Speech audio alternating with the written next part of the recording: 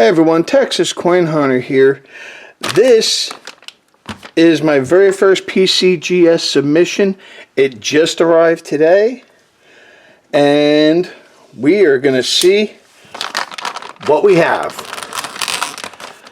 I understand that there's different color boxes for everything, so being that this is my first PCGS box, I have no idea what we're getting. But let's take that there. Okay. Here we go. And let's take a look. Okay, it is a silver box. And there's a new form for that. So, let's see what we got here.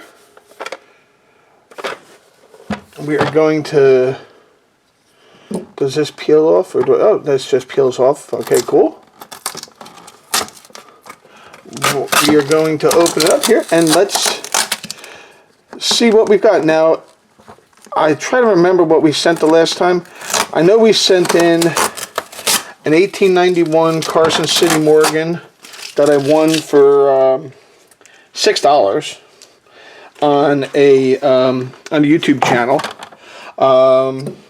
We sent in that 1900 Barber half. Let me just see this here to see where the coins are. Okay, the coins are facing that way. Okay, good. And we sent in a the 1900 Barber O $half that I found in a roll. I sent in a couple of quarters that I thought had deserved attributions, both 1964s that I got from a find last year from the bank. They had received, that's the one where I received 27 silver quarters and 70-something silver halves. I have three 1967s that I think are FS103s. I sent the worst one in, I believe, here to see if it gets the attribution or not. I also had a Buffalo nickel that I had bought years ago in an old holder that isn't recognized by as a good grading company. And it was a 37S Buffalo, and it was in the holder as an MS67. I didn't expect to get a 67, but I'm hoping to get at least a 65 or a 66. I'm trying to remember what else I sent. I don't even remember what else I sent. I'm sure it was on the receipt there, but I didn't want to look at the receipt because I don't want to know what it is. So,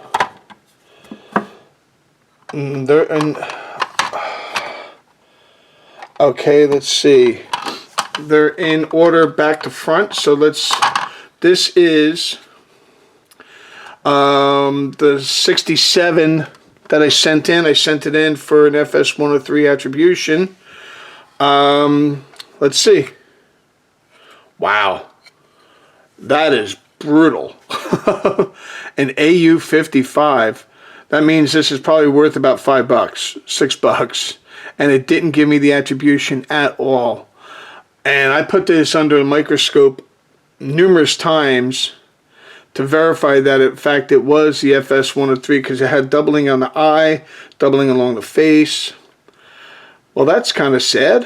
Okay, well, that's one that kind of broke my heart a little bit. Okay, this is one of the quarters. So let's see, it is a 64 Philly. But this was one of the DDOs I had sent in. Wow.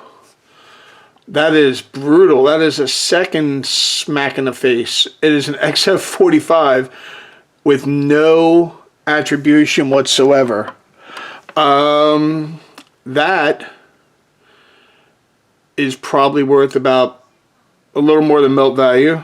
So far we have two coins, and with the cost I'm in the hole a good chunk of change. I don't know exactly how much just yet, but I will go back and take a look. This is the second quarter, and I knew this was in better condition, and I am certain that this is going to be, it's got to be at least a 62 or a 63, maybe even a 64 with the DDO, because the doubling is all on it, In God We Trust. Or at least I thought it was. Let's see.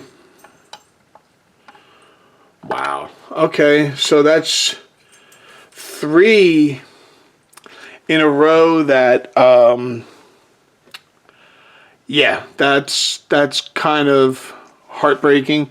I mean, the coin itself it's a 63, so it's got to have a little value, but it is not what I expected. That's so far 3 attributions that I did not get, and those significantly impact the value of the coins.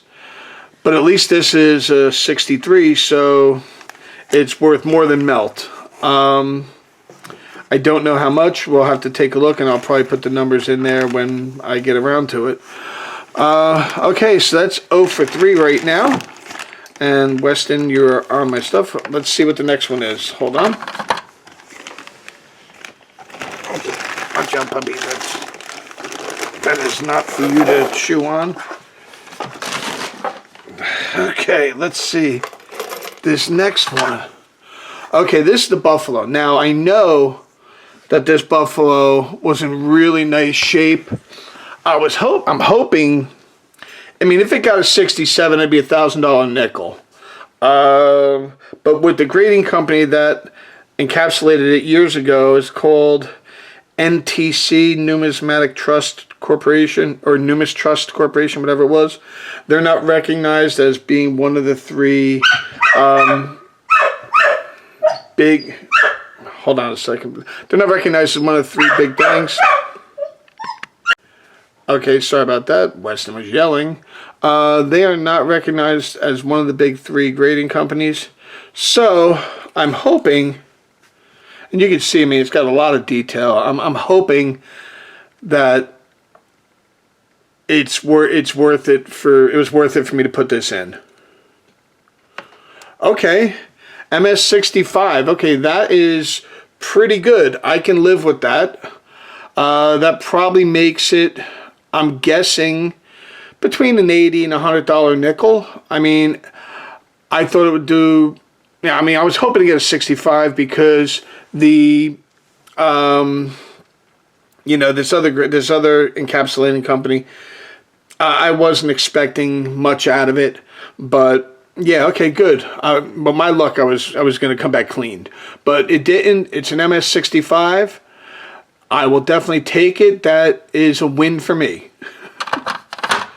Okay, now these next 2 were seated dimes that I got from I don't remember, was it Customer Rolls or something. I had them for a little while. This one is not a Carson City. This one is a Philadelphia. I don't remember the year of this one. We'll check in a second. I do know the Carson City, I think, was in 1878 or something like that.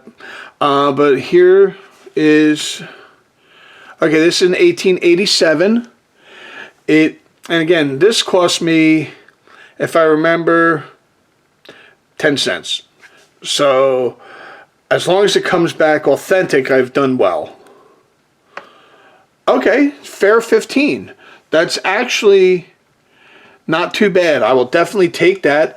I mean, that probably puts it somewhere between a $30 and a $50 coin. So, you know, with the cost of the encapsulation, I probably broke even. But I did this to just really protect the coin at this point because, I mean, it is 150 years old just about and kind of worn, but it did get a straight grade. So we'll definitely take that.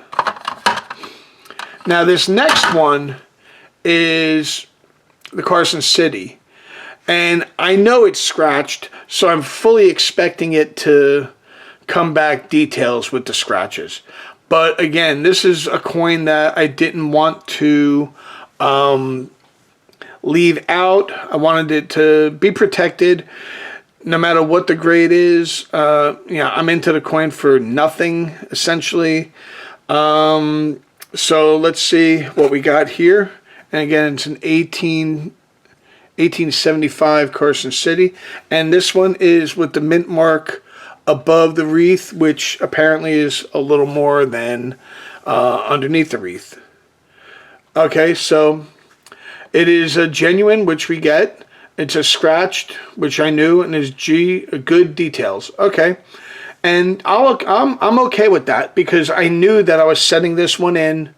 I knew that it was going to come back scratched. So this is the one that I really was not expecting anything other than a detail grade. So there you go. Okay, now these next two are the, hopefully they're the ones that make up for this. Now this barber, I mean, if you can take a look at the grading on it. I mean, not the grading. You can look at the detail. It's actually in pretty good shape. And this we found in a coin roll from the bank. It was a sealed coin roll, and I'm hoping that it comes back with very fine 20, 25 maybe. Very fine 30. I mean, I can read all the lettering. I could read Liberty. I can see on here. I could see the feathers. I mean, it's actually a really, really, really nice coin. I don't think the camera does it justice. When you see this coin in person, you're stunned that it came out of a coin roll. So let's see. Environmental damage. I don't even know what that means. So I'm going to have to look at that. I mean, the toning was really dark on it. Maybe that's what that means. I don't know, because it doesn't look like there's any... it doesn't look like there's corrosion or anything on the coin. And it came back VF details, which means this would put it, between a $200 and a $400 coin. That is really, really... It's kind of sad, actually, but you know what? It preserves the coin. It's still a really nice coin. Even with the environmental damage, it's still got to be worth a couple $100. Okay. And okay, and I just saw the back of this one, and this is upsetting. It shouldn't be upsetting, because it says genuine, not gradable, so there's some detail on this. I don't know. But this is the 1891 Carson City Morgan, and I have no idea why it's genuine, not gradable, but we're going to find out. I mean, look at this. I mean, this coin looks fantastic. Wow, it says cleaned AU details. That hurts. Man, that would be a $300 or $400 coin easily if it wasn't if it got a straight grade rather. But look at that. And this was one for $6 on a stream, and actually one of the YouTube guys, Golden Cash, had put this up, and yeah, it's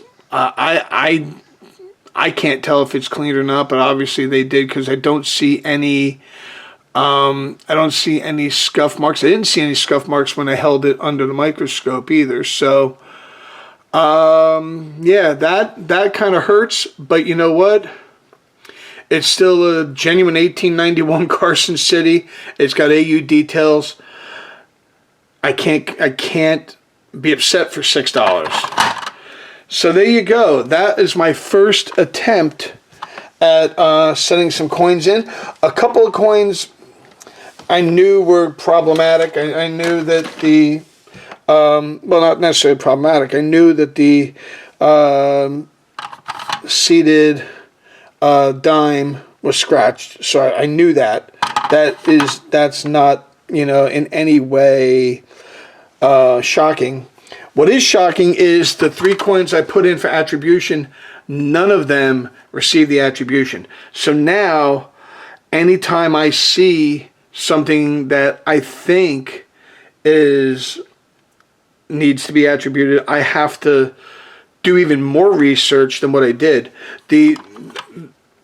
Yeah, I mean, and like I said, I've got 2 more of these, all in mint state, you know, probably MS 63 or 65 even, but I'm hesitant now to send them in.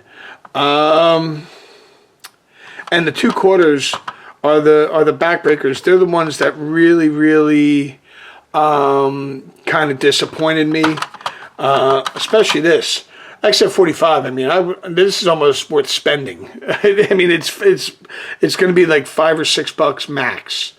And I have to go look back and see what I thought the attribution was. I'm going to put it under the scope again.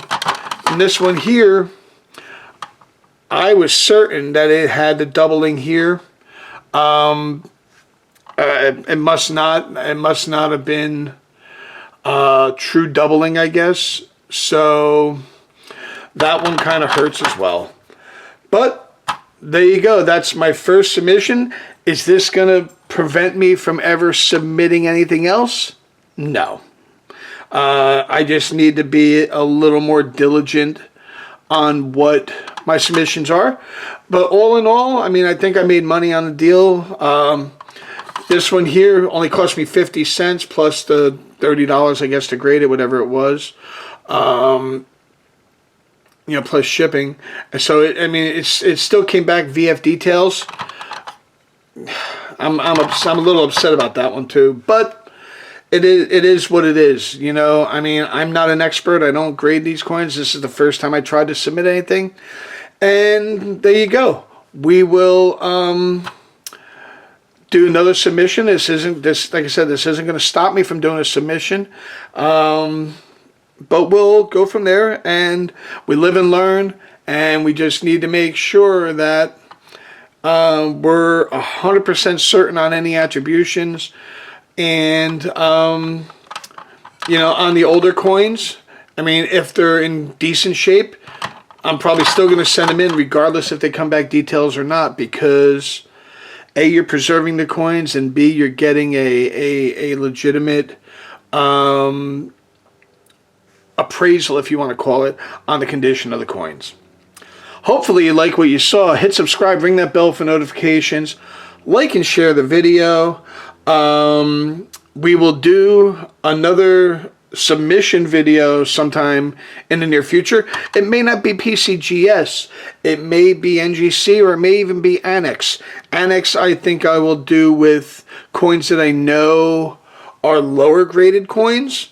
Like if I wanted to submit some Barber halves and maybe some lower grade Morgans or Peace dollars, I may submit them to Annex because the cost is a lot less than through PCGS.